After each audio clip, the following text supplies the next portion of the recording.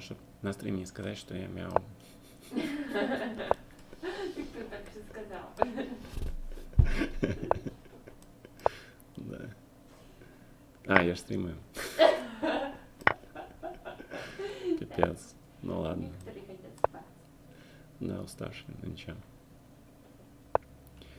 Уставший стример. Так.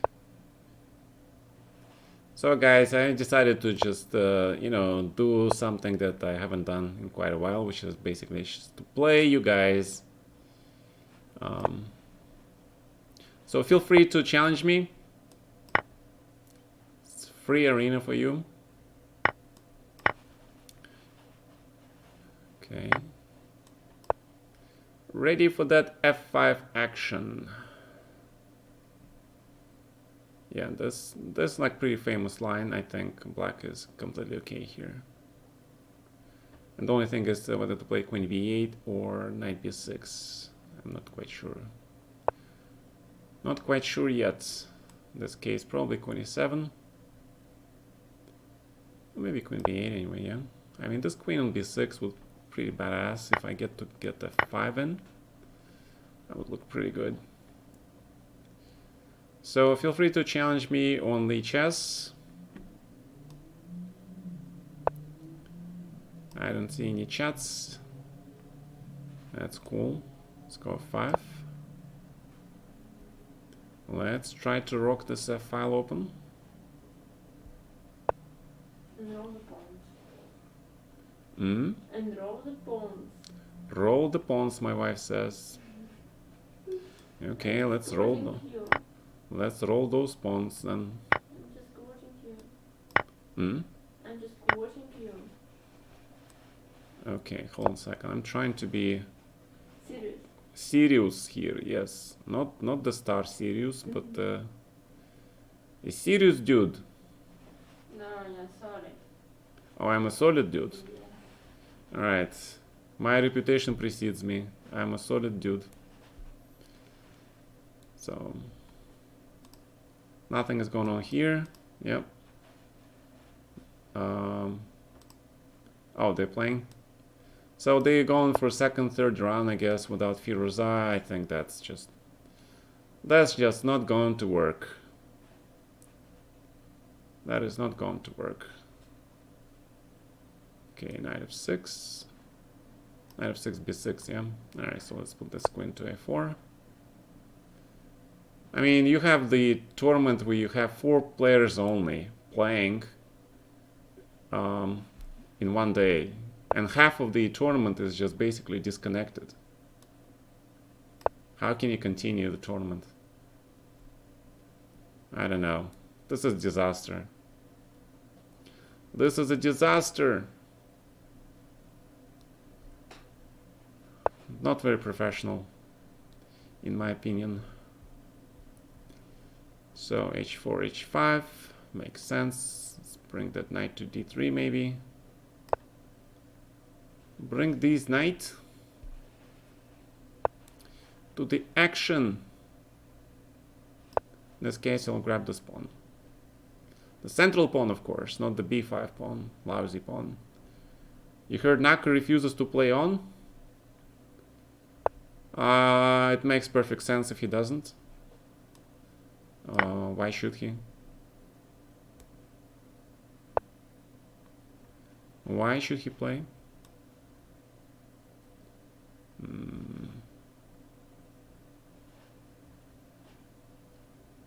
King h7. What happened? Firouzja disconnected. That's what happened. The whole tournament basically stops because of that. Queen d4, e3, knight e1.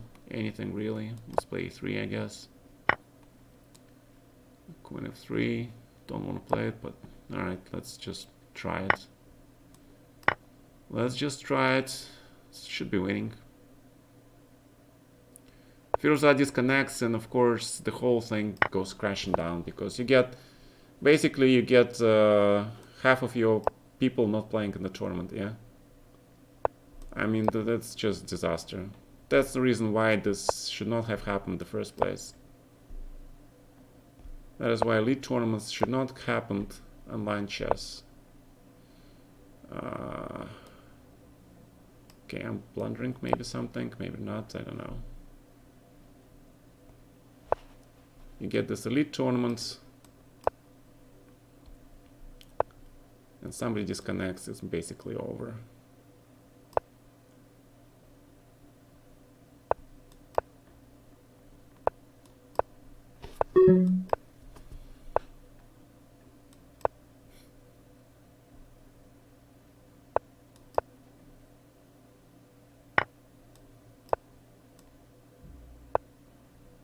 Oh, I'm blundering.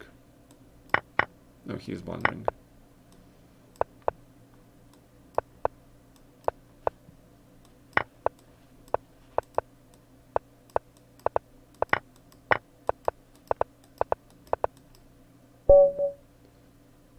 Okay, so I'm playing everybody, guys. You guys feel free to challenge me on the chess. I mean, they're playing the game, of course, but you know, just you call this round robin event, and then you have only 2 players playing. It's ridiculous.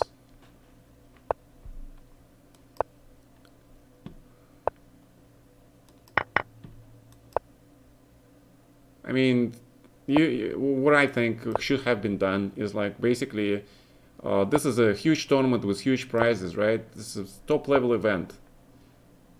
What you should do is to make sure guys get very stable internet connection, put them in the 5-star hotel, right? Put them in a business room, conference room or something where you have very good internet. Okay?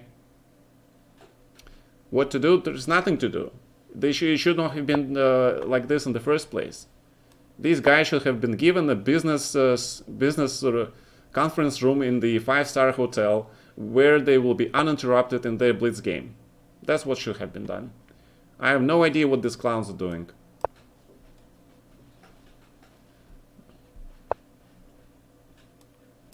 You know, and to call this a top level event is just a joke.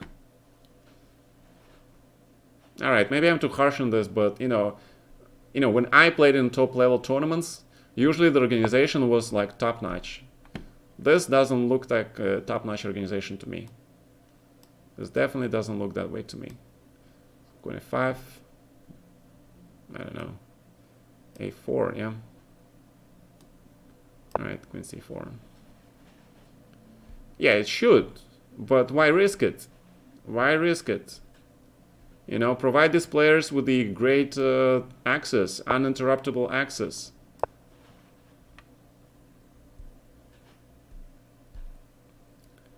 I mean, in a normal tournament, you pay for the players' hotel anyway, right? You put them in a nice hotel, you pay for their room. So you gotta do it a similar way. If you do it a tournament like this, you gotta do it. Don't be cheap. Yep, they better. Because what it is right now is just a disaster, and it just proves it. Now you gotta be serious in the organization. These should be serious, guys. Come on. Unprofessional. Knight b3 maybe, yeah? Knight b3 looks okay.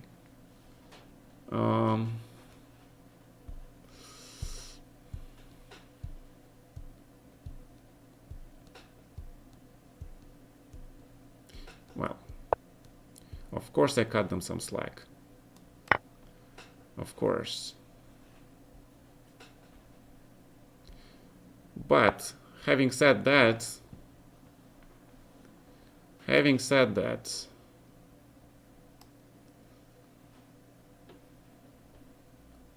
what they're doing basically is creating an elite tournament for very elite players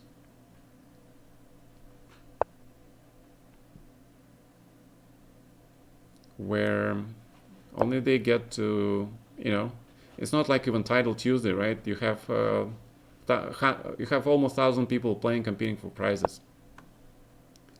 I mean, of course they can do whatever they want, but basically it's just another tournament. Another elite level tournament. When you have, as you mentioned, in pandemic, people without job, without work, right? Thousands and thousands of people without job, without any work. And you create another elite tournament. All right.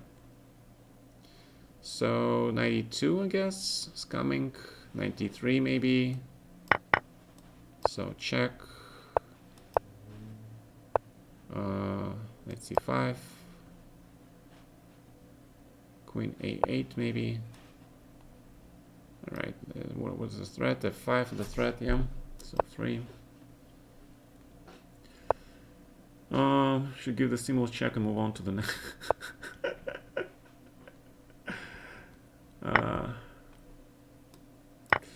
I don't know.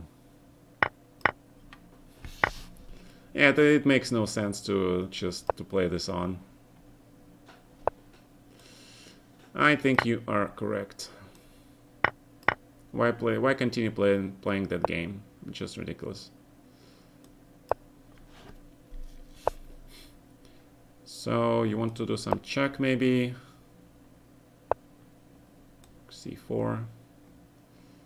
Well, rook F2. No checks for you, mister. No checks for you. Queen E6. Queen C3. Playing the waiting game.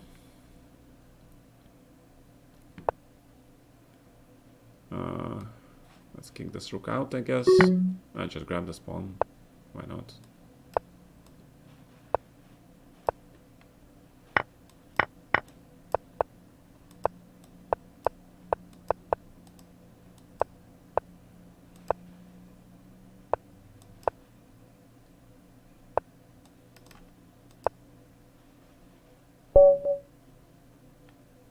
Okay, challenges. Chess24 needs to sell some extra subscriptions. They have great sponsors. They have definitely money to create this tournament, right? Why chess.com became famous? Why it had such a huge base? Why it grew so exponentially? Because it invested in its members. It invested in the huge audience by creating those Title Tuesday tournaments where a lot of GMs, IMs could have played. That is how you become big. You investing some of the money that you get from your members back to the members.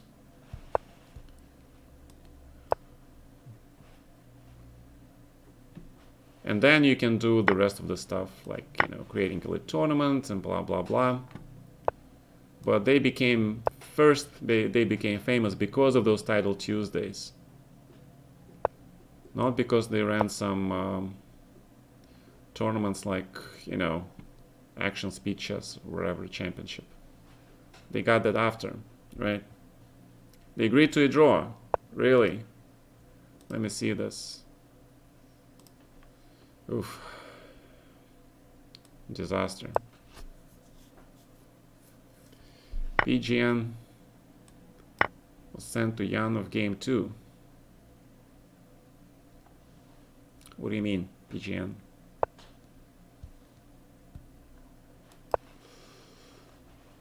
Yeah. Well, of course, who wants to play it, right? The game stops right there in the middle. Who would in their right minds agree to continue playing this?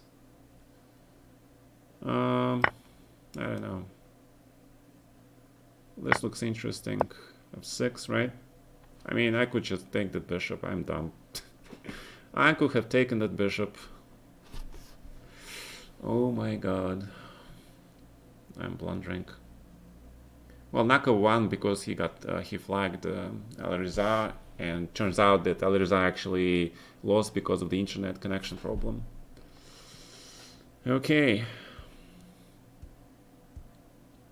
He lost the game because he got disconnected. Yeah, they played only one game, which is just a joke. Okay, so you have world champion playing Kurana, so okay. Good job.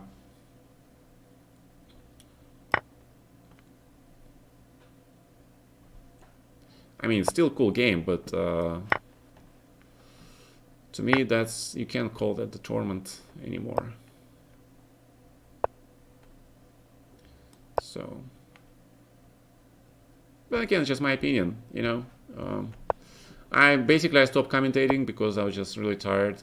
So it has nothing to do why I stopped commentating on the tournament. I like the games actually. I thought they play some fantastic chess, so the players are not at fault. Never faulting the players. Blame the organization.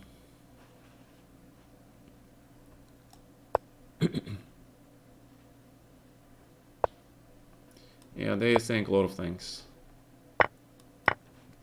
It's first time ever, so okay, I guess they do have the right to get some slack. Just as one of my viewers mentioned, you are correct. They get some slack. For that, I mean, guys played absolutely magnificent chess. Yeah, fighting chess, no. A lot of sacrifices. Players are actually very much in the spirit with the tournaments, in the spirit with the times. But it's not their fault, the ISPs. Maybe French ISP got bankrupted because nobody can pay for their services. Who knows, right? Maybe that's the case. A lot of companies actually go belly up, right? Yeah, both in the US and everywhere else, because people can't pay. They stuck at home in the quarantine. They can't pay.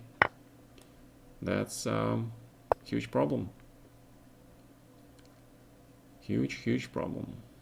Bishop g4, of course, more accurate. What am I doing? Okay, exchange, bishop d6. London system against me. Nice. They agreed to draw. Match starts again. Really? Really? So they play the second game again? Wait. First game. Oh, they start playing again. Alright guys, then go watch them. I'm a little bit too tired to commentate. So go ahead and watch the tournaments. It's still a lot of fun.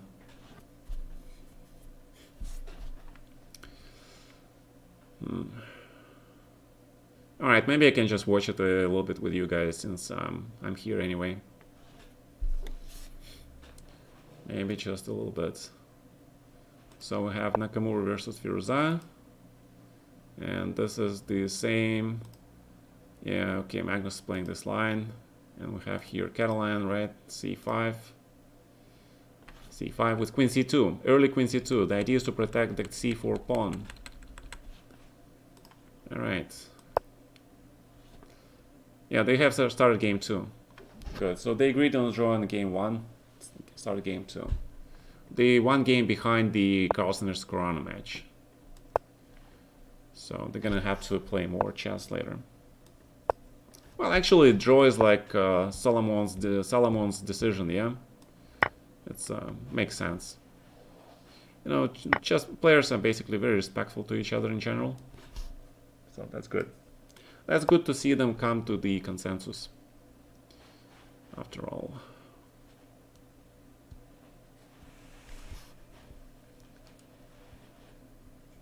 Okay.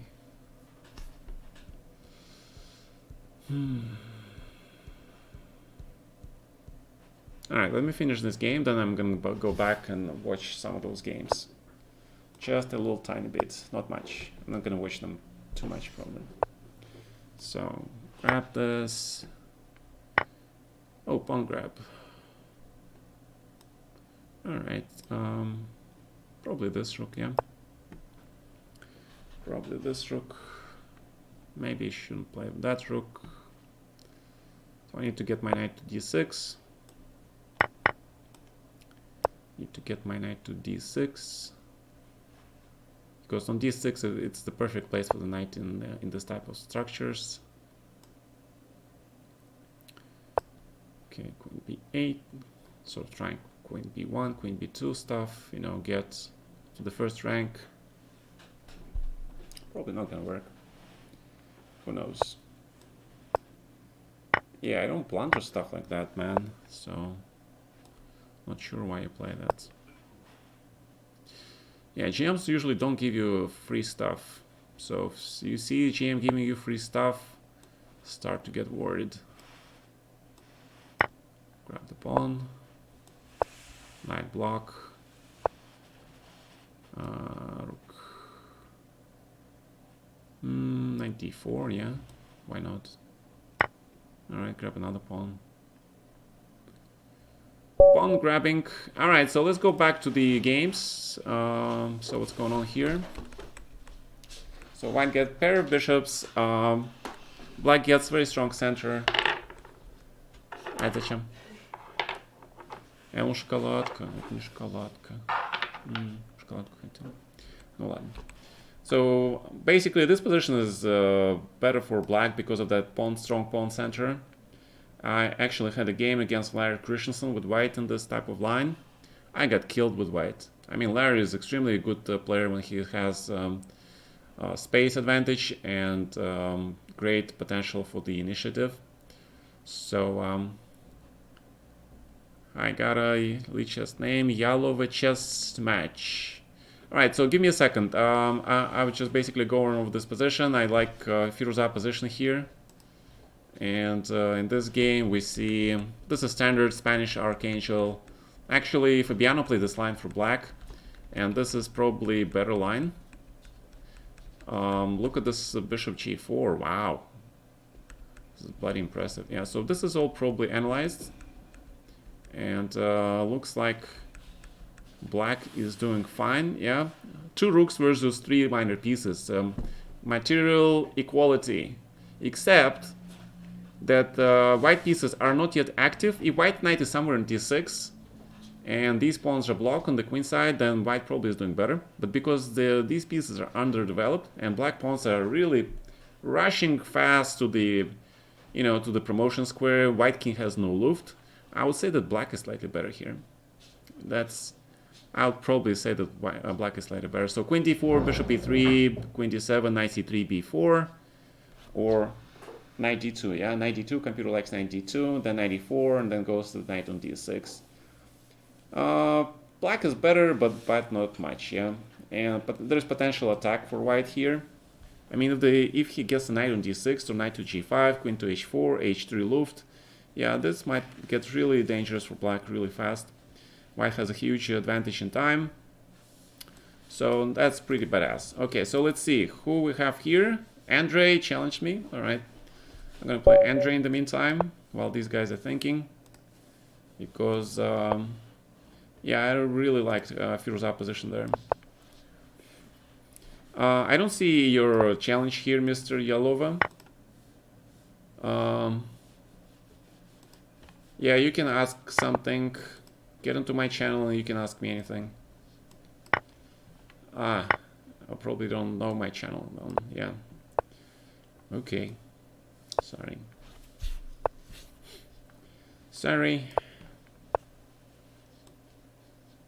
h3. Not a big fan of h3, but why not?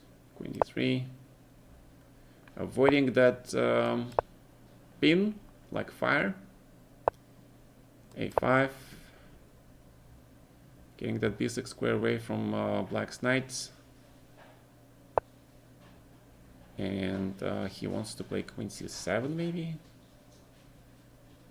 I don't know what he wants. I don't know what you want, man. I'm gonna play b4 and stop your c5 dreams.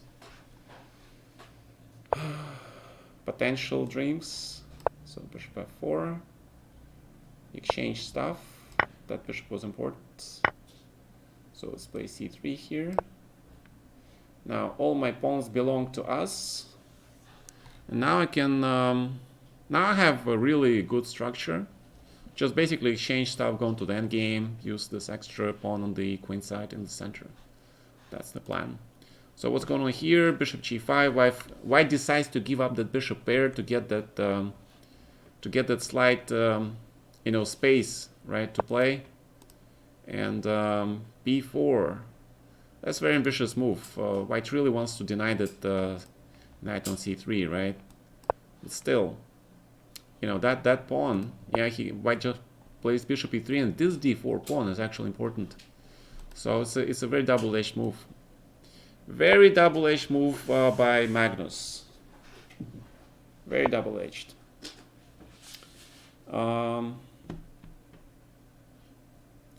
Okay. Well, what should I do here? How about I play something unorthodox? I want to play this, and I want to play queen g3. It looks absolutely ridiculous, but why not, yeah?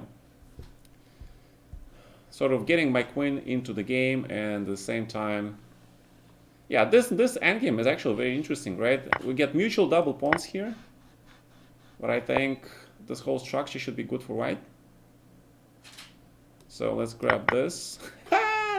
Look at this square. Andre, are you building the Tetris thing? This is gonna look fun. This definitely looks like fun. Andre is a Tetris master, yes? Say yes. Come on, I know you like Tetris. Okay. Alright, you get a chance to make a draw. I'm just very curious about the structure. This is why. Normally I would not exchange rooks, but I want to see how this plays out. So bishop d3.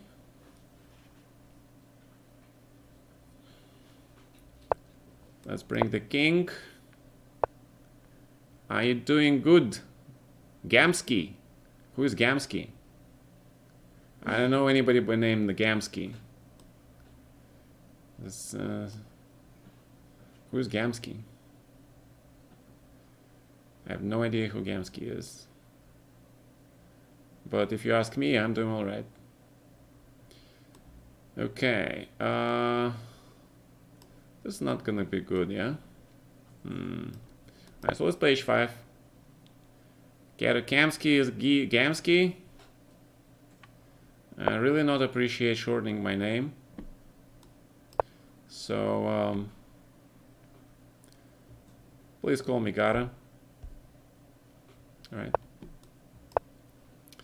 Okay. So I'm going after this knight on b4. King where? Ooh, I'm a long time. Alright. Alright, this is important. King d3. I gotta play c4. And what is this position? Should be good for me, yeah?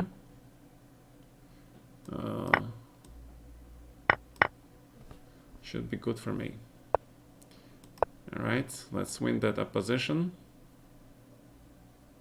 Yeah, it's lost. Okay, this is winning for white. Because I break through. I break through. Dude, I break through. Alright, so let's see what's going on here. b4. Magnus down to 3 minutes versus 7 minutes by Cruana. I really don't like this b4 move because bishop e2, queen e2 though. Yeah, queen e2 making life difficult for white, but king g1 has to be played because you need to get really out of the mating zone before you play queen d2. And in Nakamura Firuzao, look at this pawn on d3. Just look at it, yeah. Okay, I'm very surprised why black didn't take with the queen on f6. Queen takes you, so you give up this e4 pawn, but you get so much more, right? You get this e2 pawn, and then d4 pawn becomes very strong. Because this is safe, but bishop g6 I like, okay. But d3, d3 is kind of double-edged because now your pawns are on the light squares. White has this very excellent knight on d2. And black pawns are actually not that great. Eventually, at some point, black will have to play f5. And that bishop on g6 is going to be one huge pawn, yeah? And white will just play queen c3, c5, b5, roll these pawns here. At some point he might even go for rook e1, f3, or h3, g4. On the other hand, these pawns do block white's bishop, yeah. So it's very, very, very interesting idea. Hi Web, yeah, your books are amazing. They're actually for more advanced players. But there are some opening tricks that I recommend for the newer players. Definitely not light read, yeah. I mean, it's a huge lot of lines. It's not like a novel.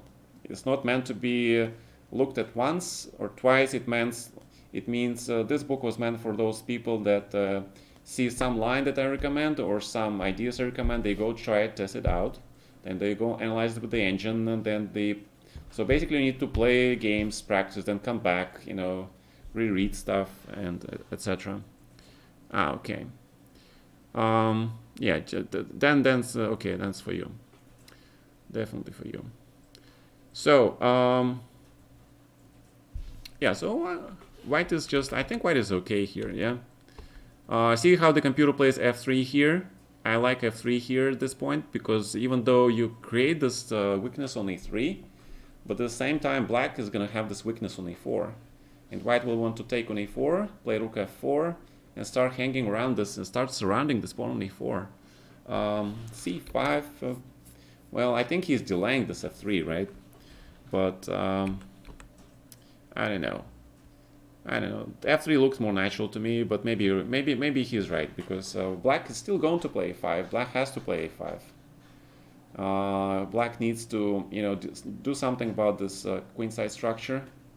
So let's go back here. We see queen e2, bishop g1, and c3. Very interesting. I like computer suggestion of rook a8, trying to put that rook on a1 or a2. I really like that suggestion.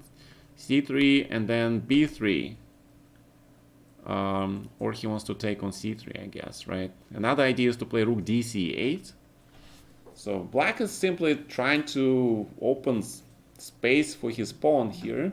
But if he plays b3, knight on b1, without making a single move, this knight becomes like a absolute best blockader there is, right? It's kind of funny. Knight doesn't make a single move, but he blockades the pawn.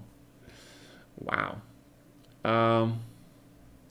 Yeah, so he takes on c3. Now that makes sense. And then, of course, we have this huge idea by computer to play f5 followed by queen g5 and f6, trying to go for that sweet mating counterattack.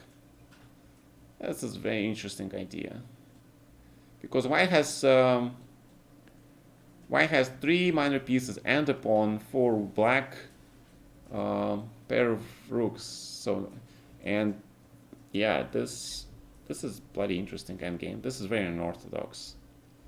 And if knight e4, what happens if white plays knight e4 with the idea of knight c5? The computer suggests bishop f5 followed by d5, and then black is slightly worse. Knight e4, rook bc8, knight c5, rook takes d4, the computer line. Okay, yeah, that probably works as well. But you have to go with the rook bc8 and rook d4 then. So the computer is correct then. Bishop f5, rook c8, bishop takes, rook takes, and then d5, queen takes c3, queen takes c3, d6. And basically it's a draw. Yeah. Because white has bishop and two pawns versus rook. The pawn is on d6. There is no way white can play for a win, of course, because black king comes to e6, blocks those pawns. But black definitely cannot win either. So this looks like a draw, yeah. And knew to leave his knight on b1. As much as I would love to believe you, this is probably not the case. And now white has to play f3 because he basically ran out of his options. Black is gonna play rook c8 and b6 and or bishop h5, and then if black managed to put the bishop on a2, then white can forget about playing f3. I mean, he can start thinking about playing bishop h3 though, but yeah. But Firuza is definitely not worse. Definitely not worse here. The only question is he better enough to create serious problems, right? I don't know.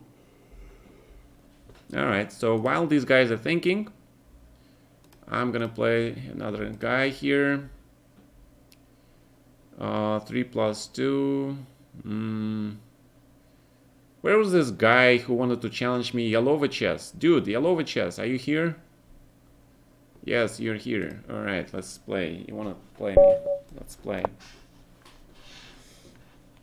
Okay. I'm gonna come back to those games. This is not gonna be a pure commentary session because I'm a little tired. So I'm gonna play some games on LiChess because when I play chess, it sort of relaxes my mind a little bit. Yeah, it's the opposite. Normally it's not true, but in this case, you know, sometimes when you don't have to put so much effort, chess can relax you. And so it's a nice feeling. Yeah. Unless I get in time trouble, right? Then I start to get nervous. E6, you wasted actually very important tempo. There, mister. But okay, it's still not bad, I guess. Alright, castles. B5. Yeah, maybe you can do that. So let's play A3 first. Make sure there's no B4. Queen goes to E2, preventing knight E4, knight F5 at the moment. You play this move, and then of course you have this London knight on E5, right? This is the best place for the knight there is, and now white is ready for F4, which is the reason. If you want to go for the attacking setup, you leave the rook on F1, because you need this rook for the F file, and you bring the second rook to E1. That's what you do. Oh, thank you. Gaga. We met when you did Simon College in Buffalo. Whoa. What a trip down the memory lane. Buffalo. How's Edward Schmidt, by the way? He was the dude who, you know, who spent so much of his time for us in Buffalo. He brought us to Buffalo in the first place. We stayed at his home there. Me and my dad. Buffalo was my first tournament in the US after the New York Open. And that's where I won the first prize. And that's where I met Nikolov, playing him for the first time. Now that is one crazy dude. He went to the game completely drunk. And I was like, you know, what is this? And then he proceeded to sort of wake up a little bit, play some moves. And I see that, you know, suddenly my Spanish looks really awful. And I realized that this dude was simply, you know, playing mind game with me. I was like really mad. And I decided to kick his ass. Yeah. You remember? He was very drunk, right, when he played me? Unbelievable. Yeah, he slept like for the first half hour before he made his first move, so I thought it was going to be easy win. And then he outplayed me in a Spanish game. That I don't know. Okay, so bring that knight to E5. Bring this knight to E5. What's going on here? So F3 was played, very good. Bishop takes, nice. But black can now take on E3, right? So why did he take with the knight on F3, right? Knight on F3 would make a lot more sense, to be honest, because now white king is kind of weak. Rook F2, if queen E3, then knight C4, knight D6. Nice trap by Nakamura. Yeah, if queen E3, knight C4, knight D6 looks really good, yeah. And Carlsen game, whoa, black looks just lost, yeah. Black looks lost completely. Yeah, what happened here? He played, what happened? Knight C3, here, knight D1, rook C, okay, queen D4. And rook a. Okay, so Magnus had to be very careful, and he wasn't very careful. Now he is worse. Okay, that you don't screw with Fabi. You know, he's an Italian, yeah. So good job, Fabi. Basically, you show this Magnus who is the boss. Who is this kid Magnus? Right? Don't mess with Fabi. Fabi is a great defender. Alright, thank you for your queen. See, that bishop on b7 is like really bad. That is the whole point of London system. You get that really bad bishop on b7 and you get this free piece attack on the king side. So that's how you play London, that's how I play my Londons.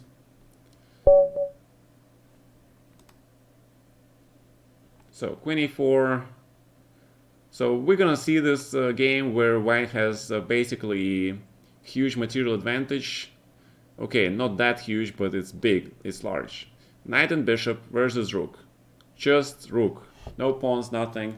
This pawn on e5 is a little bit funky. So black keeps his chances for a draw, because it's not so easy to convert this advantage. And the question is, what is the best conversion for white? I would say that white probably needs the queens on board. He should not exchange queens. That would make life much more difficult for conversion. And ideally, white probably wants to play something like knight f3, queen g3, and that bishop on the long diagonal, and threaten with that e6 stuff, yeah? Or the other way to do this would be to probably get the knight to f5, which is what Fabi was trying to do. But Magnus is not going to let him, yeah? He's going to push this knight back to f3, to the defensive square, and keep the pressure on this knight, I guess. I don't know. So, okay, so let's go see back to Nakamura game. Ooh, but white is now better because this pawn structure is better for white. This double pawn on f5 is worse than this e3, g3 pawns. Definitely queen exchange for white. Definitely. Maybe rook c1, but I kind of like this taking on e5 and then playing knight c4, rook c1. Probably Firouzja wants to play bishop on e2 to make sure white knight stays forever on d2, otherwise there is d2 thing, right? Probably. But white has all the pawns on the dark squares, like a true grandmaster. And so he has potential pass pawn here. And black pawns are all on the squares of his bishop. So at some point white king gets to d2, for example, managed to block this pawn, knight gets a free rein, goes to d4. It's basically game over. So again, I like the way Hikaru, he outplayed Firouzja in the middle game. All because black played this d3 move. Black should have, kept this pawn a little bit on d4, with the idea of f5, rook d8, queen g5, adding that pressure on the e3 pawn. Preparing this d3, because maybe knight goes to d3, right? Who knows? Maybe you want to take on e3 and put the knight or the rook on d3. Because if you take on e3, play f5 here, then white pawn on e3 might be actually weak, right? If you get this rook to d3, knight to g4, queen to g5, yeah, that could actually make sense sometimes, even though it looks pretty ugly, yeah. But it's possible. So what happens here? Knight takes f5, computer likes knight takes b7. After knight f5, I guess it's back to being equal. It's kind of funny, right? How the way white knight goes, knight c4, knight d6, knight f5. Yeah, but okay, this should be equal. This should be a draw. And Kurana. Ooh. Yeah, white definitely didn't do his best in this position. So this looks like a draw. This looks like a draw. Okay. So we have other challenges. Let's play some of these guys. Let's play. So maybe Magnus will survive that game, yeah? Maybe he will survive. We get to see another f3 system probably, or this. Daniel plays the system all the time with white, yeah, all the time. Pretty good results, I must add. So let's play like U in reverse. Grab. Oh, but this should not be good. This should not be good. My friend, this should not be good for you. I don't believe you. Even this. Because 2 double pawns are probably too much. Probably too much. And I think I probably should play this move. Make sure I fix these pawns on the really bad squares. Naka wants revenge for what? He won on time the first game, and he had superior position. No, he was actually worse, yeah, in the first game, at the very end. Yeah, he was struggling. I agree. But they agreed to a draw, so why revenge? 2 rooks supposed to be better than 3 pieces? No. They're not supposed to be better than 3 pieces. Depends on the type of the endgame. Here... Yeah, here... Oh, just draw. Yeah, this is just draw because the king run. The king no run. Nowhere to run. What happened here? Draw? Again? Again time? Oh my god. I think he got killed again by his ISP. So that's what we're gonna call it. Killed by the ISP, not by opponent. This is the 3rd result now available in chess. When the result is being provided by the ISP. Not by you, not by your opponent, by the ISP, the internet provider. Yeah. Yeah, because his time froze, right? You see. So somebody check if that's the case. If that is the case...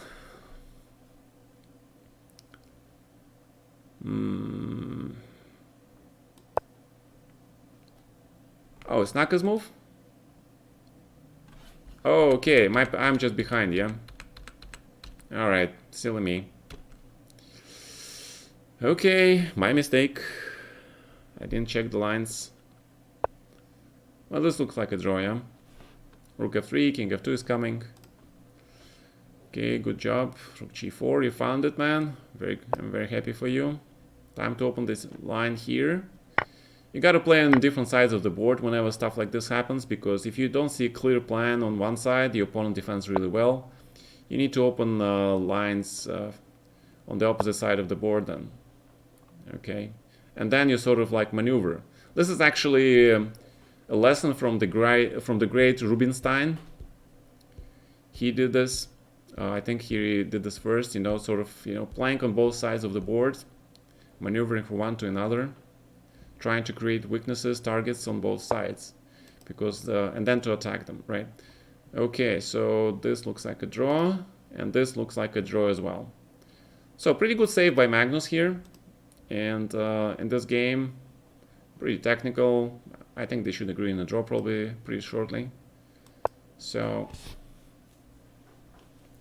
yeah, the reason is I played this move because white cannot really play rook c1 because that pawn h will go really fast.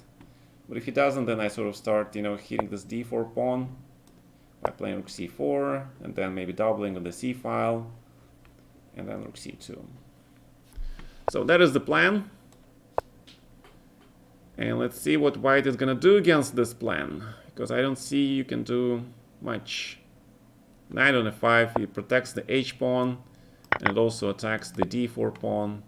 As I mentioned before, now with your rook not on the first rank, this pawn just queens. Just make sure I don't blunder this queen e5 check somewhere. So something like queen e2, then grab this pawn on d4. So they're still playing. Naka is worse on time. 2:14 for Ali, about 1 minute for Naka. Yeah. Yeah, okay, but this is equal, right? This is equal.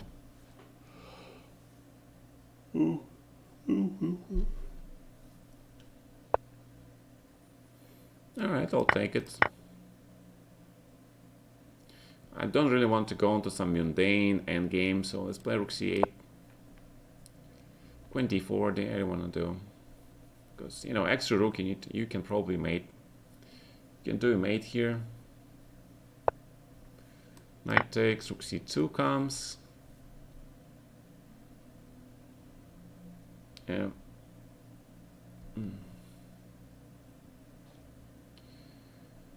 And while my opponent is thinking, okay, so king f8, rook d7 makes sense, a5, but now white is better, yeah?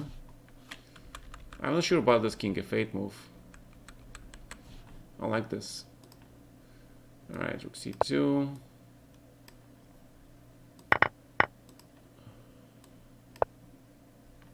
Alright, I have extra queen, dude. You can resign. With a clear conscience. Time changed.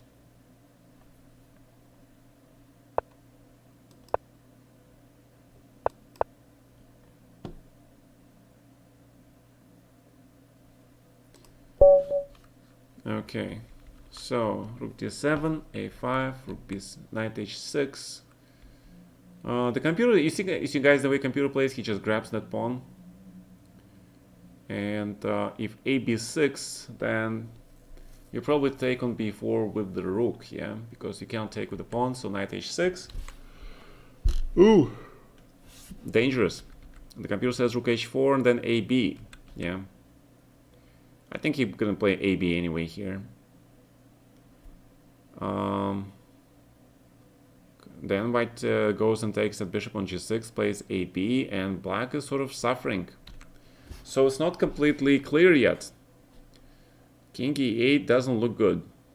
+6, right? There is rook b7, knight d6, and rook f8 mate. Firuza, what are you doing? You just gave Nakamura the whole game. Rook b f7, rook f8 wins. Yeah, just wins. Rook a6 is the only move, and then b5, and then two passes are going. What a swindle by Hikaru. Unbelievable. Yeah, Firuza just collapsed. In that endgame, he just collapsed. Alright. Okay. So that was game number 2 for Firuza. Right? Right, so Firuza has 2 more games to play, and Carlsen has... what happened in Carlsen game? Carlsen beat 5B. Oh, okay, Carlsen won the match. So it doesn't matter how he does in the final round, he still guarantees himself a win. Yeah. Okay, so let's keep playing with you guys. So, any openings you guys want me to play? Let's play b3 then. Let's play b3. King Gambit. I want to play Jabava. I want to play Jabava opening.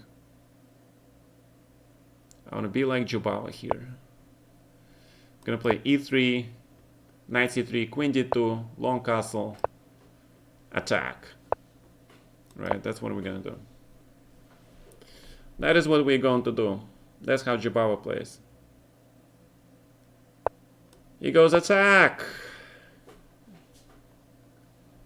Aggressive style. This is Jabava's opening. And then you just block. I'm not sure if Jabava plays a4, but okay.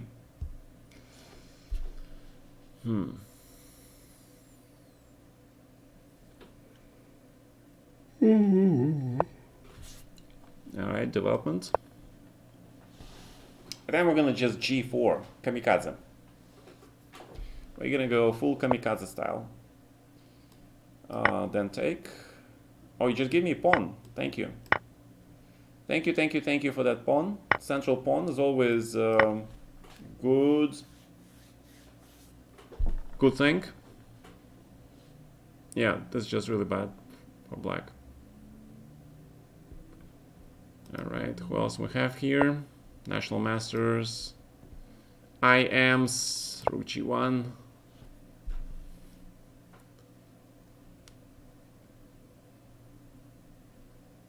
Now, you know what the threat is?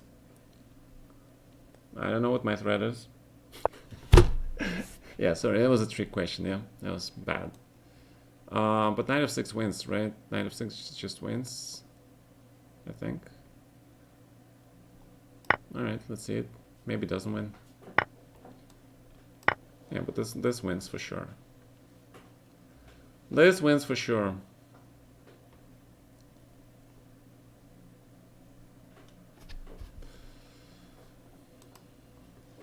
Okay, so I'm gonna go to for Zai versus Kurana here, and Magnus here. All right, going back to Andre. King's Gambit. Somebody wants King's Gambit. There we go. E4. I'm pretty sure he's not gonna allow me to play King's Gambit, but since you guys want King's Gambit, let's play it anyway. Let us play it anyway.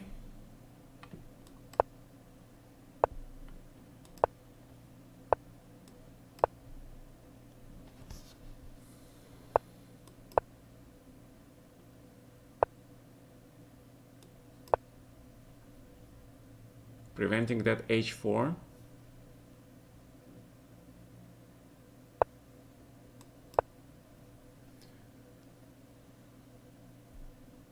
That was Jabava. Jabava's opening. I call it Jabava's opening. That was one true Jabava's opening.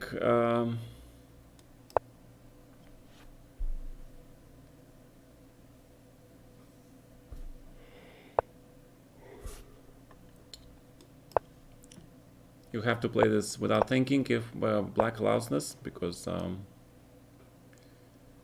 and maybe knight h4.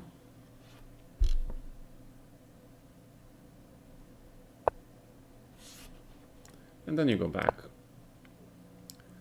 Sort of Dances with the Wolves. Kevin Costner film. The sequel.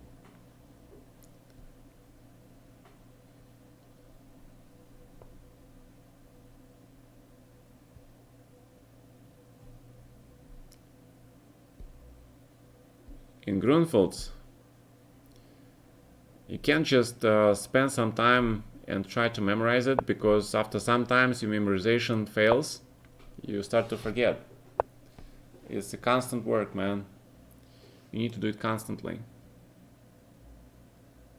You need to do it constantly. That's the problem with Grunfeld. You have to always keep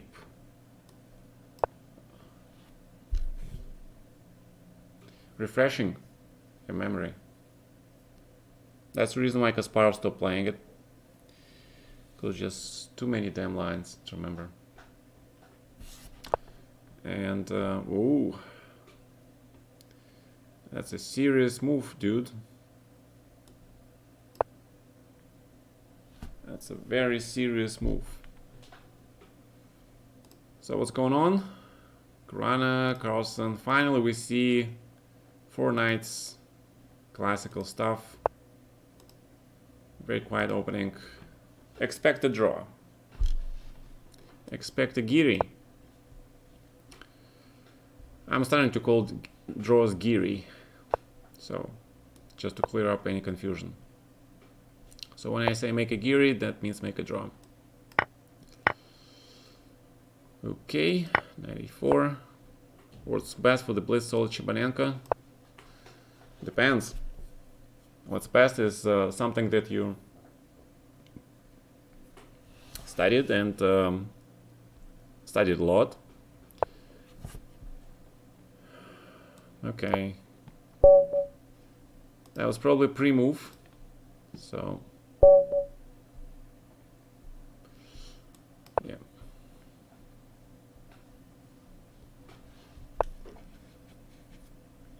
But to be honest, to be fair to Giri, you know, he actually tried to play some very great combat chess in the candidates. He plays constantly on chess.com Title Tuesdays, where he tries to change his style to fighting chess. So we can only welcome that change from Giri. So I apologize if my crude jokes at his expense are not to everyone's taste, and maybe to Mr. Giri, slightly disrespectful. Yeah. All right, dude, I apologize. maybe a bad taste. Okay, so this is standard stuff. Basically, e5 here happens, I think, or maybe rook e1 first. Oh, knight e3. Knight e3, of course. I keep forgetting this line. Let's play c4. Oh, mouse sleep. Depends on your definition of boring chess. Because boring chess is the overgeneralization, right? I mean, Carlsen plays a lot of very technical games. Some people call technical chess being very boring chess, right? So it's all a matter of perspective.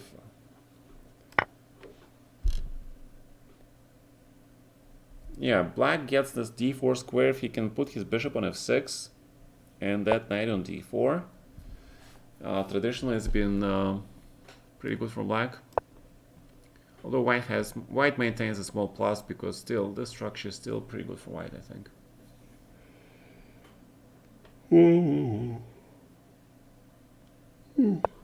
Sorry. Just tired. Because I'm streaming almost every day. I was planning to do my streams only 3 times a week, so I can work on some lectures on the YouTube. But right now, since the tournament is happening, I cannot do that. And yesterday it was also another tournament.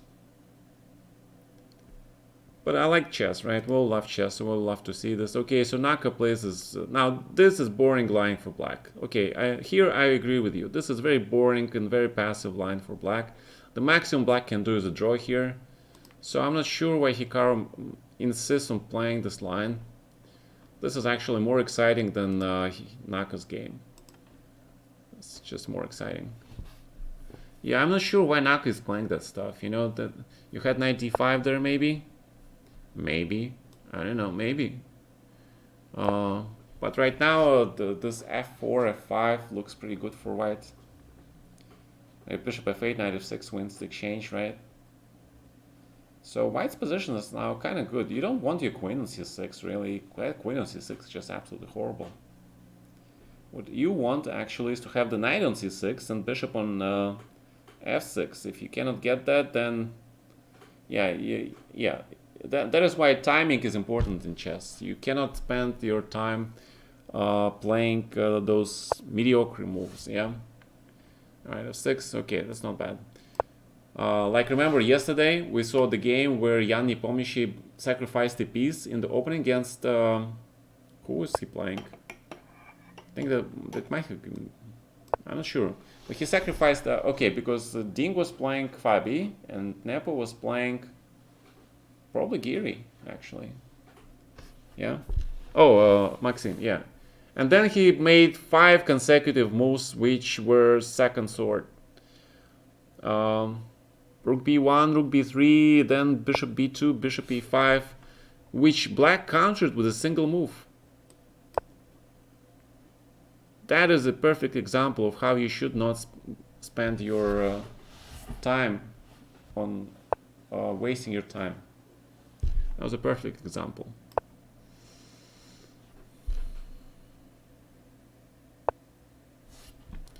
No. No. And again, no. So, boring game. We have Italian, which is more 4 knights, which is more interesting. But bishop b5 looks very good. Actually, if you change this knight, white is stuck with the superior knight and queen combo versus queen and bishop. Okay. What is h3? h3 is the grandmaster move. Luft, taking with g4 square, preparation maybe, I don't know. Ask your grandmaster next time you see it. Yeah, there should be, in fact, after match game session, like those press conferences they do. Yeah, I'm surprised these guys are not doing press conferences. So, or maybe they do. Yeah, I think they actually did it sometime. They did a press conference, and that's where everybody can ask their grandmaster's favorite question: why did you play h3? And you, why did you play a3? Yeah. Let's see the response. Let's see the faces. The winner does, only the winner, but they should also oblige the loser do that as well.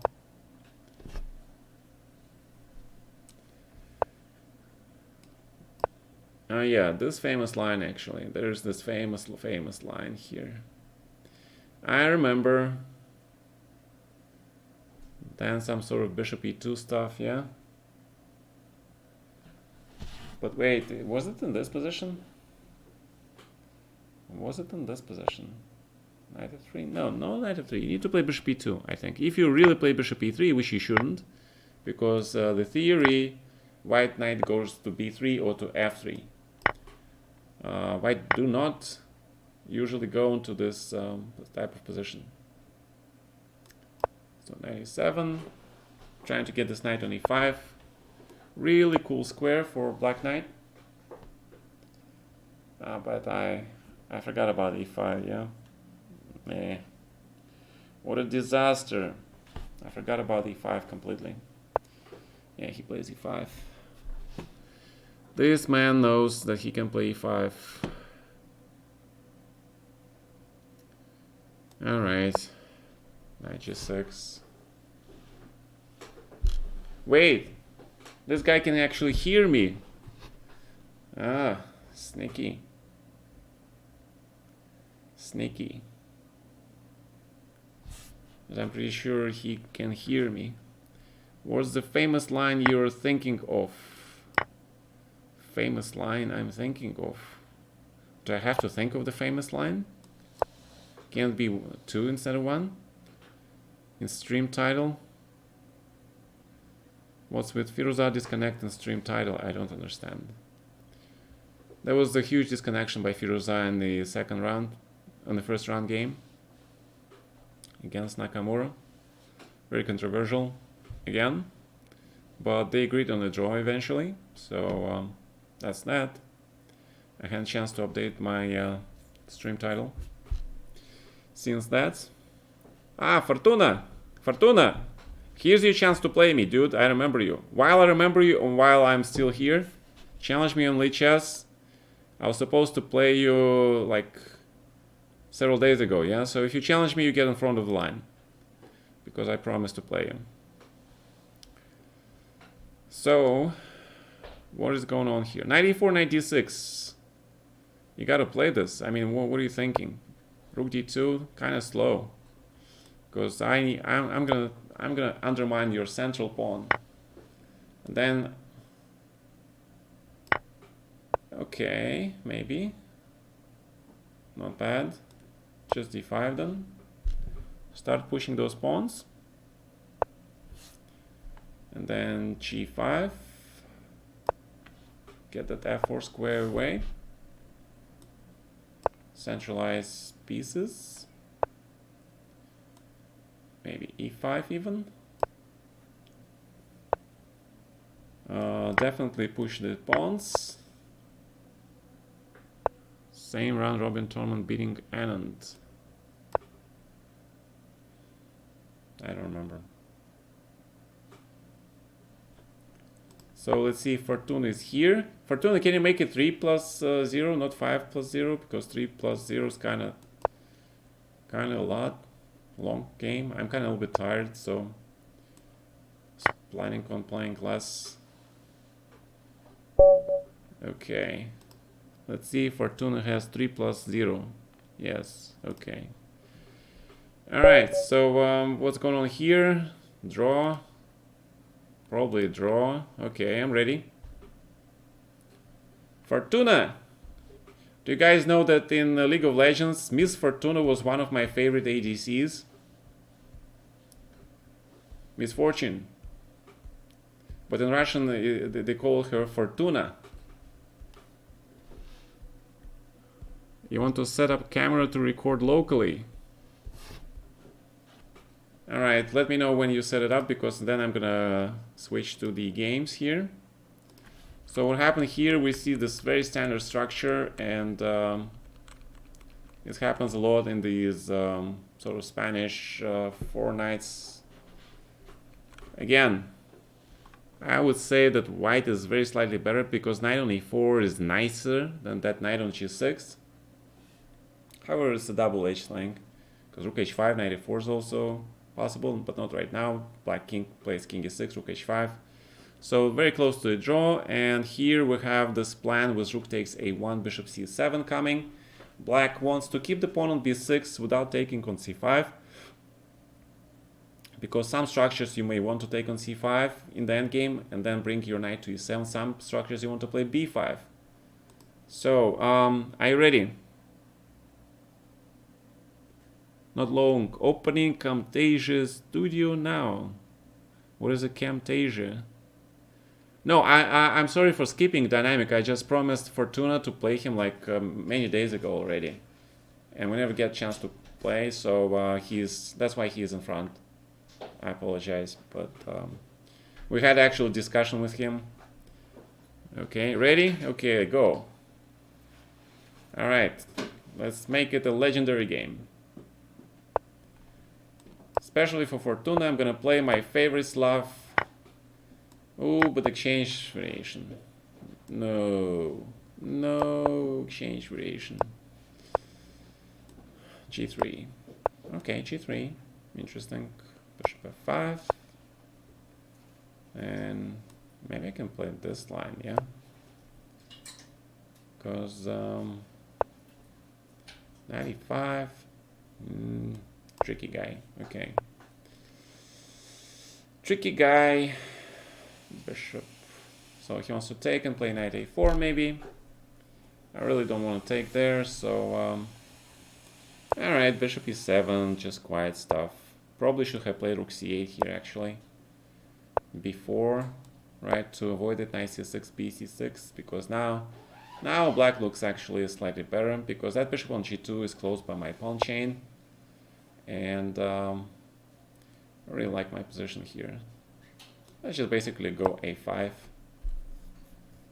and start attacking that pawn structure, because my bishops are looking that way, yeah? So it's called undermining your opponent pawn structure. Queen b3, grab, queen b6. And again, attack. Rook c4 makes sense, I think, because I want to grab this d4 pawn.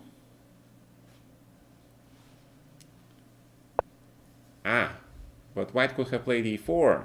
Dude, you missed e4, because I cannot grab this pawn.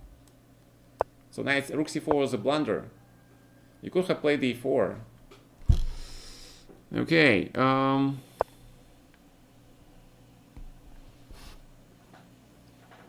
yeah. Chest Twitch, Slick Punch, Zucchini, Copper Klaus. Is that your Twitch channel, Fortuna? Alright, so white is lost, because yeah, he should have played knight c5, gave me a pawn, but instead he loses his knight, and it's game over. Alright, Fortuna, you missed that e4. After e4, I think you're actually better. So that rook c4 was a bad blunder. Or, actually no, yeah, after e4 I have this intermediate rook b4 move. So yeah, so you don't have that. Alright, so, you know, for next time when you play g3 system in a Slav like this, and I play h6, you should do what Ding did. You know what Ding does? He does knight f3, goes to d2, and white prepares e4. With the, and here you captures an e4 with the d2 knight. That's how you open that g2 bishop, okay? Just remember, Ding played this against me, and I had to suffer, I remember. I think he even beat me in that game. I'm not sure. I have really bad score against Ding. He is like too tough for me. Alright, so what's going on here? So we have b5, black is just going to go for a draw. He took away all squares from white. I see the bishop, right, dark squared bishops. That means that white really cannot play e4 because all his pawns are on the dark squares.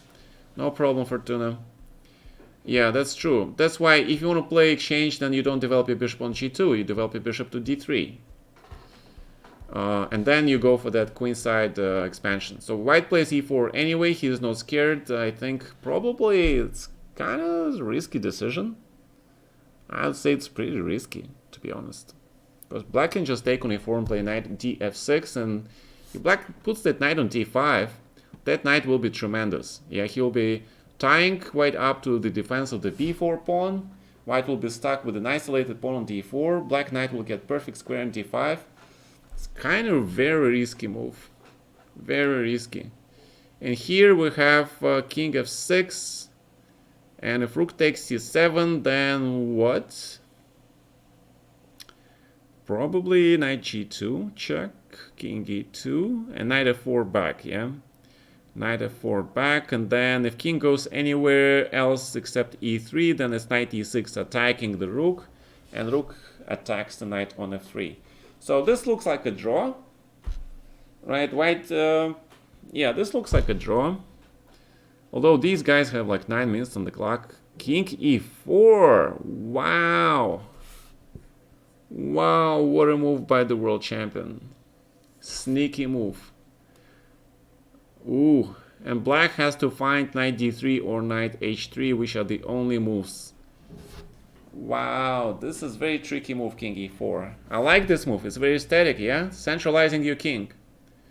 What is your opinion about online cheating? There's still many, even title Tuesday. Yeah, you gotta expect stuff. You gotta expect stuff. You know, it's like when the spring comes, right? You should really expect that you're gonna catch a flu or a cold. It's just inevitable. Yeah, solid dude. So knight d3, knight h3 are the only moves. Otherwise, white just plays rook f7, king takes f5, and he's better. And the reason why knight d3, I like knight d3 more because white cannot allow black to take the b2 pawn. Because if that b2 pawn goes, then white is stuck with all these weaknesses here. It's like really bad. So knight h3 is also gone on the rim. So knight e3 forces white probably to play. Oh, he's forcing him to go rook f7, king. Oh, king e6. Wow, king f6. That is amazing. Because king f7, king f5, knight b2, knight e5, and then white has this f4, f5 really fast. Ah. Very tricky endgame, actually. Very, very tricky. So what happened here? Nakamura. He won previous game because of those close tight positions, right? Remember? And then he tricked the youngster in the endgame. I think Hikaru's looking for the same thing here. So we're gonna go, okay, so 93 has been played, but look at this, guys. Look at this first line by the computer, right? Rook f7, king e6, rook f5, king e6, rook f5, knight f2. King e3, knight g4, king e6. Wow, and Fabi finds this. He finds this line. Wow, this is like a mega wow. Yeah, rook e7, king f6, rook f7 is a draw. Thank you, guys. Fortuna, thank you for your subscription. Oh, you gifted 6 subscriptions. Oh my God, thank you so much, dude. Thank you, that's appreciated. What's your opinion about? Okay, so that's cheating, right? So we're cheating question we just answered. Any other questions? And we have rook e7, king f6, rook f7, king e6 draw. Now this is a spectacular draw. This is a spectacular draw. The stream. Thank you, guys. Thank you. Right, and we're gonna have move repetition. This is a game 4 of the match. This is the final game. So Magnus wins with a +2 score against Fabi, and that leaves only one game left, which is Firuza versus Nakamura. So knight df6 probably has to be played because black needs to get this knight to d5 ASAP. So who is next here? We have National Master with 3+2. Let's play.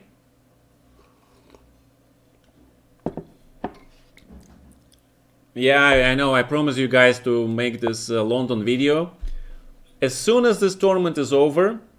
Yeah, because I have to cover this tournament, right? As soon as the tournament is over, I will start working on the YouTube London system videos. I promise. Okay. So so you all get to see it, not just the stream, because if you miss something, then you can find the whole video on the YouTube. I think that will be just much better. 92. 92. Topalov played it. Topalov played it. Yeah, I really want to, to continue doing my historical championship matches series, because I think them very educational. Because before going off, спасибо большое, солнышко мое. My amazing supporter wife gave me some chocolate. I have. It is last chocolate from Finland. It was last chocolate?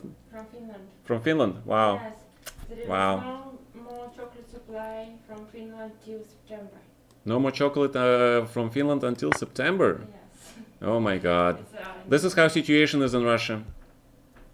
No more stuff coming from anywhere at all. Period. Well, at least for these small shops. Small shops? Yes. At least for the small shops, yeah. So, you guys see me playing bishop g4 because I hate that bishop on c8. If I play e6, that bishop will be really bad on b7, so I really try to get rid of this bishop and leave myself with the working pieces, yeah? Like knight on c6, rook c8, now it's much easier to play with black because one less idiotic piece to play with. And now I have standard Carlsbad. Yeah, you guys should thank Fortuna for giving you all this stuff. So again, thank you very much, Fortuna.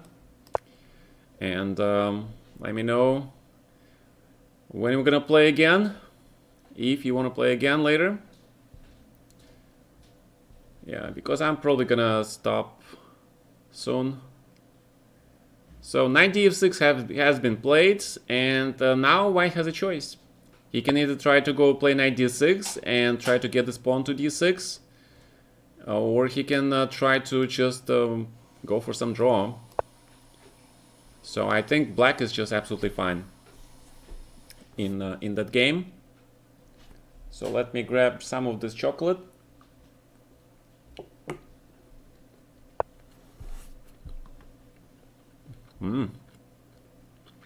Nice.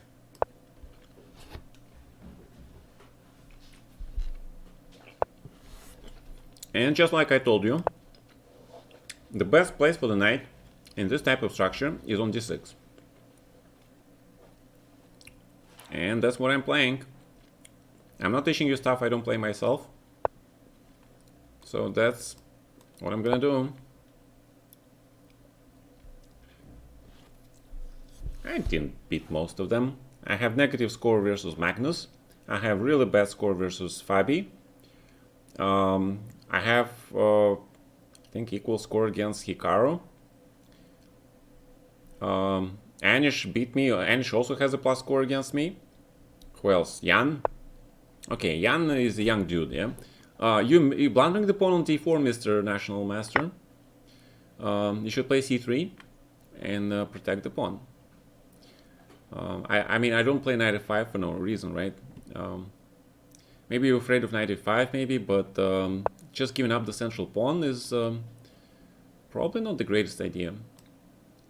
So let's get this bishop as well, yeah?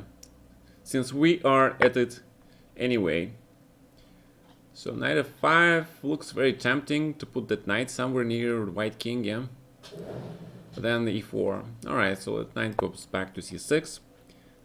But Magnus escaped from London back in 2007.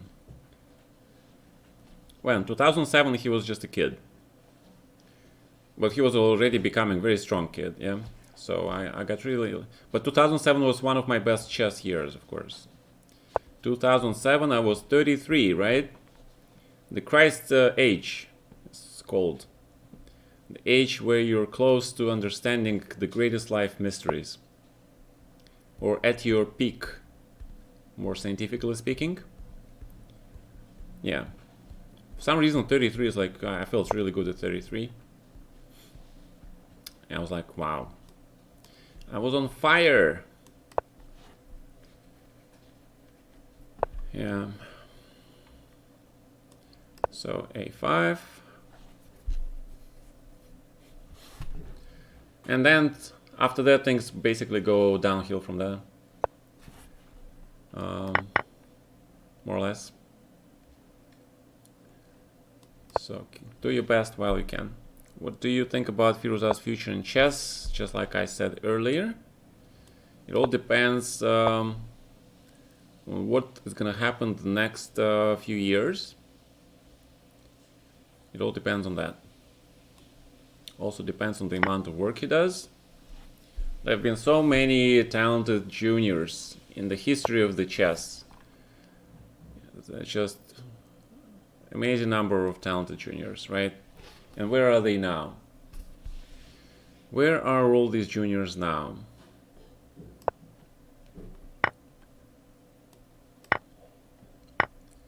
Gotta work hard. And party even harder. Yeah? Party on, dudes. So this is check. And this looks like mate. Yeah. Okay. He played Charline e4 also. So what happened here? Knight is on d5. White goes for this line. So white gets this d6 pawn. But it can be argued that this pawn can be weak. Right? So the question is, should black allow this knight e4 c5? I think she shouldn't. He should probably play f5 and put the bishop on b6. And then basically exchange the knight when it comes to c5. And that way black has extra pawn and very solid position. So I'm gonna play Grunfeld here, which I haven't played for a long time. So I'm very curious if this guy knows what's new, what's the latest in Grunfeld. I haven't analyzed Grunfeld in years. I know there have been a lot of great, crazy lines here. How to create God files.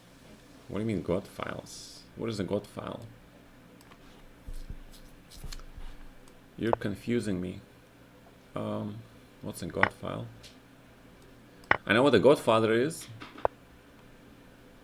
but a God file, no clue. Okay. Opening file. I'm using very old ChessBase. Actually, no, they gave me a ChessBase 15, which is very nice. But I'm using the old school stuff with analysis, working on the openings. There's a lot of ways to do that. You can do with the, you know, there is a preparation, repertoire, new sort of things they show there. Like basically you do one click and the whole, and the program does everything for you, absolutely everything. I'm not sure how to do that though. I'm not a very user-friendly person. 95. Let's kick this knight out. You have my favorite knight on e5. When somebody gets that knight on e5 against me, I get really nervous. I felt it to my like. You were playing really strong until 2013. 2013. Well, when you get older, you start to lack that energy, and your responses are getting slower. So you can't really let that happen. You can't really let that happen. That slow response time actually is important in chess, especially in if you get caught in the opening line and you spend all your time on trying to find the playable solution, and that time, you know, that means you get into the time trouble, and that means nasty stuff. Okay, it's a pretty good concept for chess. There is some shit you can't force. Are you still working on chess openings? No, I don't work on chess. Except when I, you know, work with some of my students. But since this is coronavirus times, you know, I decided to start streaming because I feel this way I reach a greater audience of students, maybe. Probably shouldn't call you guys students, but you know, we're all students in a way, yeah. We're all students. We're all learning something every day, hopefully. And so my sincerest hope is that my streams can be found at least educational in a way. Some way, hopefully. And are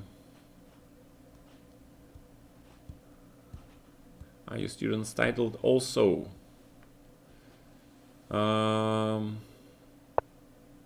Difficult question.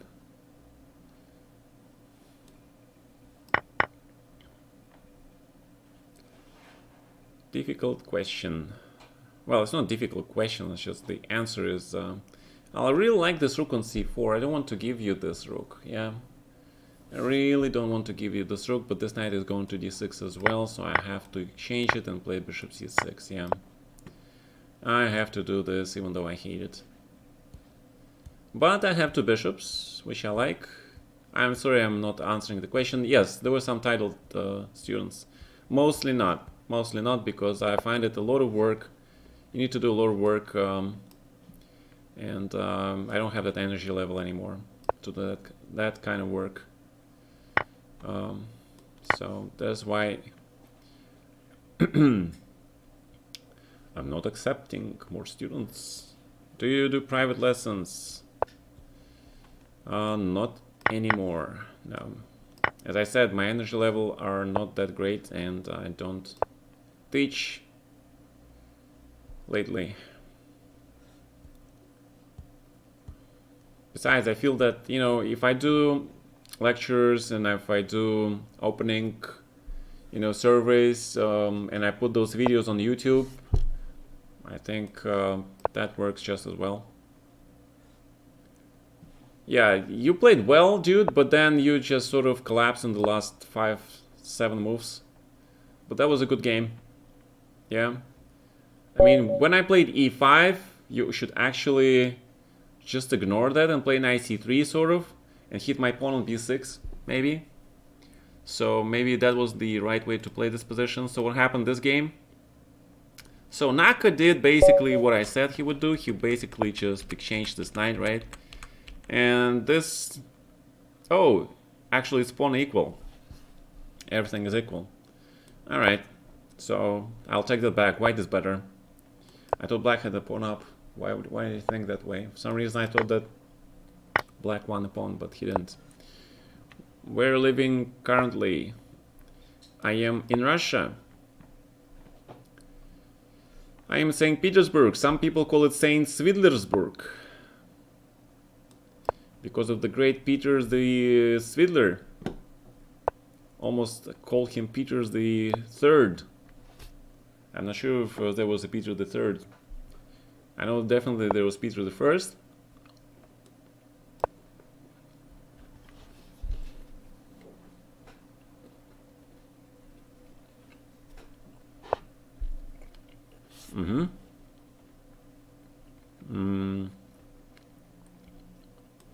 Bishop e7.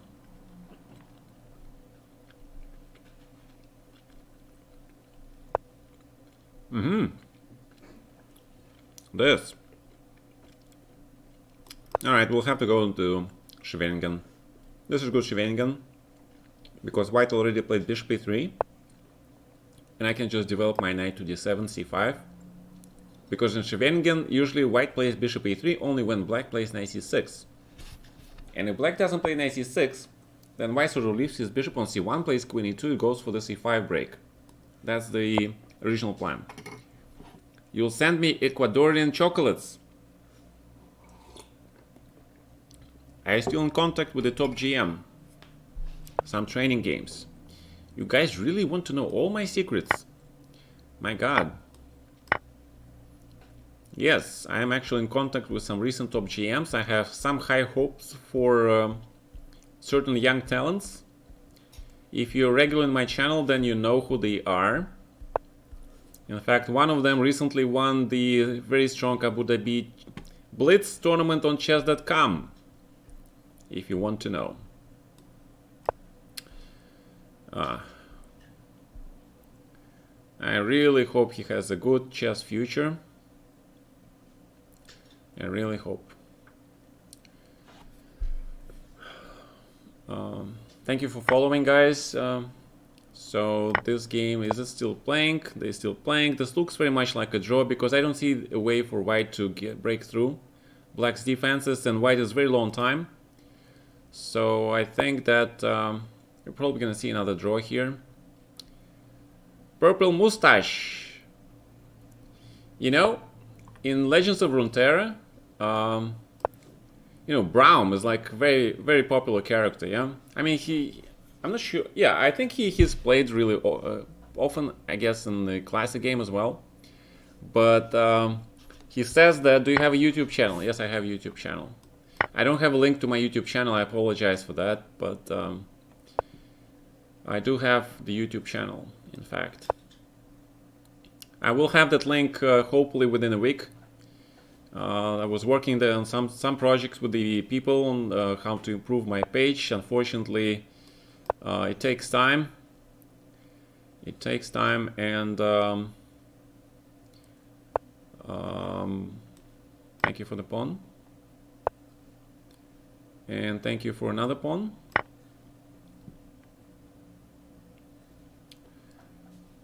So, if you really want to know my YouTube channel, I'll give it to you here.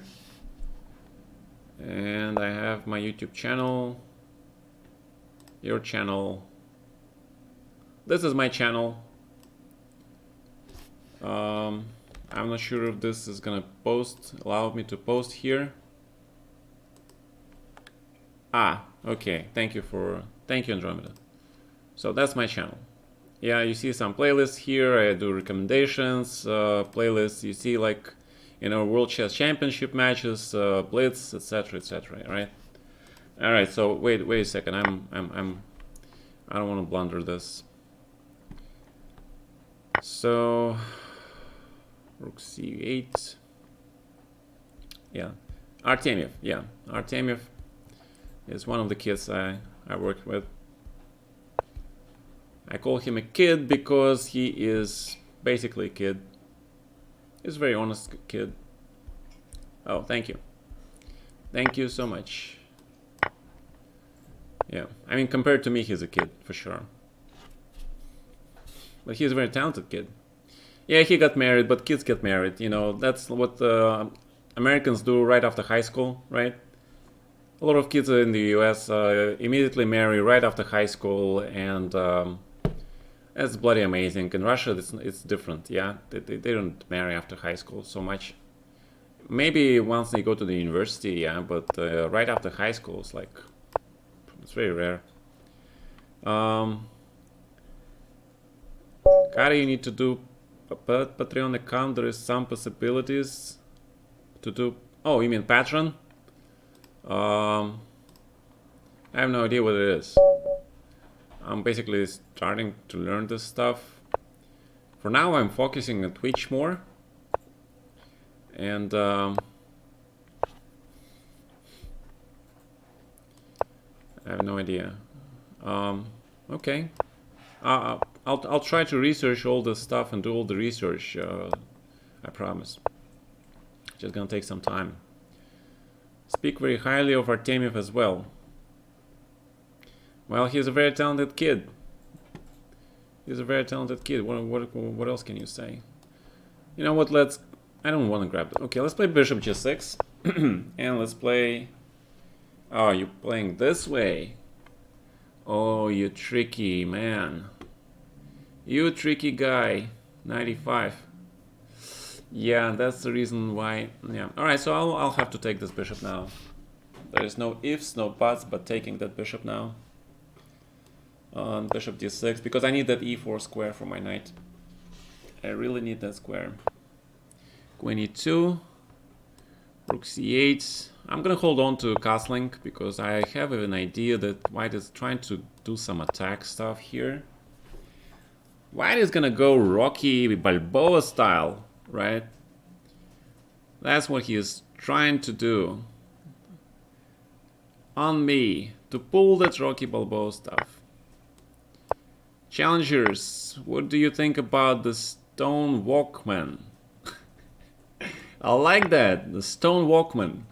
Like Sony Walkman, the Stone. Alright, sounds great. Is the Italian Stallion? You better believe it. Of course, Fabi is the chess Italian Stallion, right? But he needs to work on physique, yeah? He needs to work on his physique.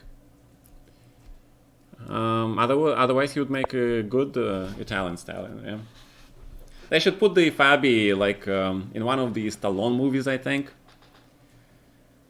Italian language? Why? I thought he lived in Italy for a long time. He should be actually very fluent. By the way, is there a big difference between American Italian and like Italian Italian? You guys know?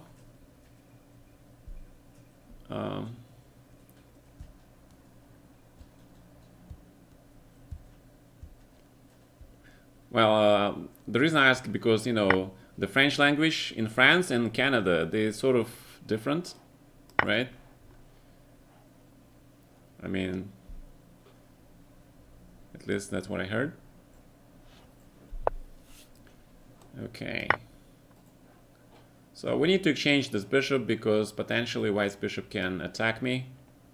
Which GM has the best physique? Ooh. We're getting to the physique question. Guys, actually I watched The Witcher finally, just as I promised. So I'm up to date to all those, you know, phrases, yeah? Toss the coin, the low surprise, yeah? Yeah. I'm up to date with all that stuff. So what is white's goal here? He wants to do what? Alright, let's play a5. Is blitz a good mind and body and all that? And all that, just as you mentioned, that's true.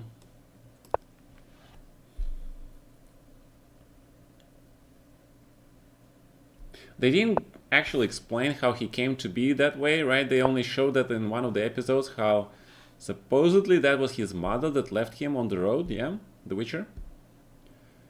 But it wasn't clear whether it was his mother actually. Or maybe some mage that picked him up when he was a boy or something. Probably his mother. It was kind of weird. They didn't show they didn't actually show his story, like where he came from, or how he was made the way he is, yeah. So that's kind of interesting. It was? Yeah, we're talking about movies here. I apologize. So bishop f2. Oh, Firuza managed to open Hikaru up. Hikaru is actually losing. Ooh, what an effort by Firuza. What am I blundering here? Nothing. Yeah, so Firuza is actually winning. And he should win. I mean, he deserves to win. He deserves to win the way he was. I'm worse on time. Yeah, okay. Who cares about time? Who cares about time? Ooh, take.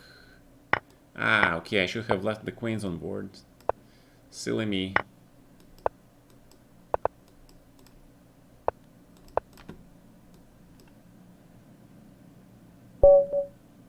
Okay, so let's go back here for a second. Let's see what happens. So we see this fortress. And black is already worse. Where does he screw up here? So knight on d5 was perfectly placed. Yeah, black should just leave this knight on d5 where he is.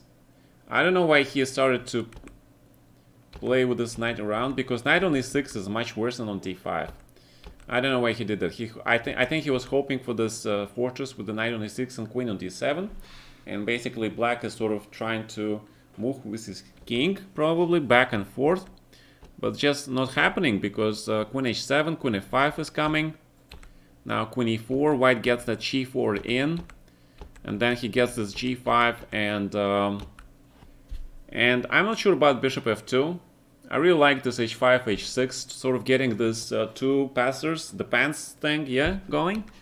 Bishop f2, though, quite, I don't know, because queen a1 check, knight g6, the computer line with the idea of knight f4 check looks very natural to me for black.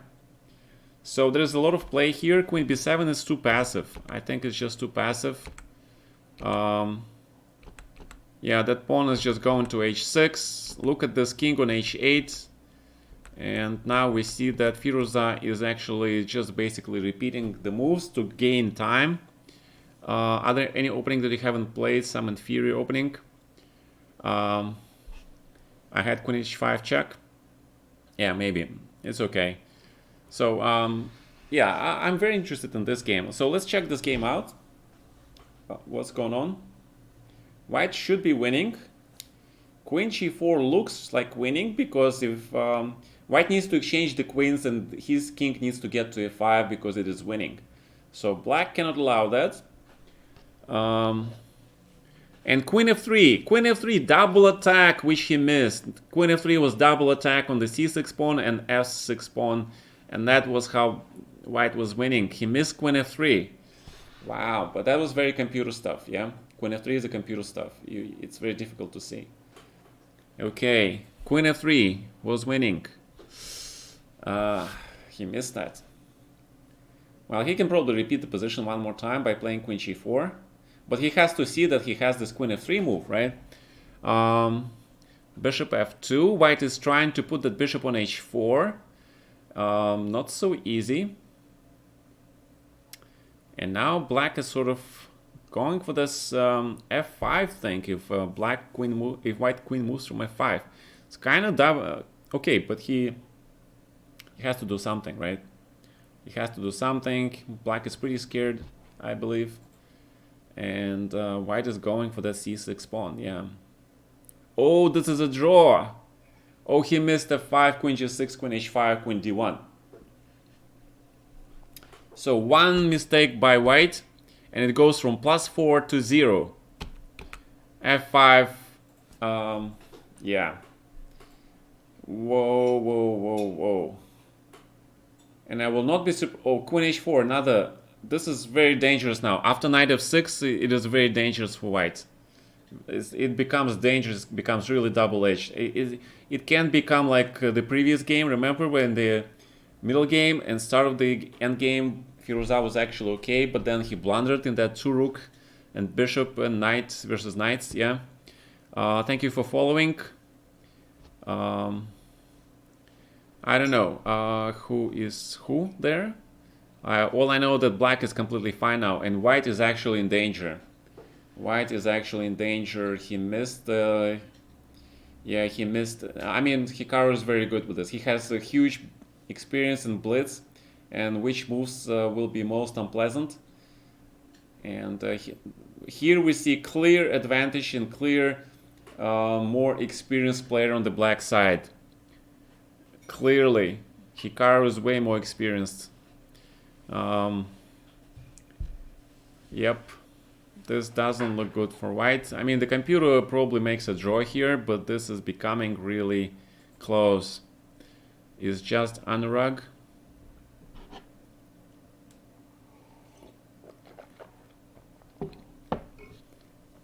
Okay. King g6 looks pretty normal. I think king g6 I would play, yeah. Because you see this line, queen h3. Why black can just take this, exchange queens and go king h6 and play this endgame? I wonder. Maybe because Yeah, but this should be winning for black, no? Take on h3, take on h6, knight d7, king g6, and then king f6, king e6, but if white king gets to g4, then black cannot move his pawns at all, because e5 pawn will be... Right, okay, so this is not so simple. So knight g4, Naka goes for this, knight g4 check. Right, but after king g6, king g6, king g4 now, this is draw. Because king on g4 is untouchable. This king is untouchable, and and if black goes for king d5, then there is king f5 thing with the king e6. So the only thing I'm wondering if can white just take here on f4? Isn't this like a draw? Because that pawn on d6 is like so strong. Shouldn't be like a draw. This should be interesting. Just responding to the quest. Oh, you mean question. f3. Naka goes for some trick. Naka goes trick-or-treat. That's what we're gonna call it. But if bishop h4, e4, king f4, knight f6, correct? And then bishop f2. Okay, so some accurate moves by white are required here. So e4, king f4, knight f6, right? Still a draw. It is still a draw. Because white basically stands with his bishop on f2, king on f4, and if king f7, then king f5, yeah? And that's basically a draw. Yeah, I'm a little bit surprised about this f3. What is black doing here? Okay, so it's still a draw, yeah? White just grabs this pawn, it's still a draw, but black just gave away this f4 pawn for nothing, right? White, if black plays king f7 though, then king f5, okay, so right, I see what was the thrill about. So knight f6 was probably the best decision for black. It just forces white to exchange the bishop and just draw immediately. Instead, black gives up this pawn. He is worse, and he has to push with his knight. Tricky Nakamura. Tricky. White missed this knight a6. Oh my god. Tricky Hikaru. Tricky dude. Yeah, white is worse. White is worse. He lost this pawn. He blundered it. Bishop e7. My god. That is the only move with the bishop where you cannot protect the pawn on b4. Look at this swindle. Amazon or there, if you click on my link that I provide in my Twitch channel, if you click on that book, the link goes to the my publisher, and they offer some kind of a discount until the end of the month. Actually, they told me they offer 15% discount off the purchase. So that's one way of doing it, and these books are also sold like everywhere on most major online publishers or something. This is what they told me. Now this is actually going to be a problem for white. Probably a draw, but not very pleasant. Yeah, not very pleasant. It's still a draw because that knight on d7, he is forever stuck to this d6 pawn. It's too far. It's too far. It is too far, and I don't see any mates there. Can black mate somehow? So black probably gets the pawn to b3 by e4 check, king c2, king c4, then b3, and then king b4, right? e4 check has to be played so that black king can get to c4. White has to play king c2, king c4, king b2, b3, and bishop. And then black wants to play king d3 and e3. This is actually really bad now, yeah? This is actually really bad. This is becoming a problem. How big of a problem? Yeah, white is actually... So what was the problem with king b2? King d2 and bishop f2. So white king needed to be on d2. Or here, bishop f2, b3, king b2. Because now black can just play king d3, e3 probably, yeah? So this is winning for black, actually. King d3, e3 wins for black. So you see what I'm saying? Naka outplayed this kid with the time increment at the end. That's the reason why black is gone probably to win this game. Was there anything wrong with bishop e3 instead of bishop h4? There was nothing wrong with it. I mean, this whole position was a draw, and then white blunders the pawn on b4. Come on. He plays bishop e7. I was like, oh my god. Just keep the bishop on h4, and if knight a6 and bishop e1 or bishop d2, just protect that pawn, it's draw. And bishop e7, knight a6 just gives the pawn for nothing. I still play on ICC and only on LiChess. I am most of these days I play on LiChess. And if there are some title tournaments, they will have arena tournaments starting on chess.com in May, so I'll play that one. So bishop f2, and if bishop g1, king d3, come on. King d3 should win the game for black.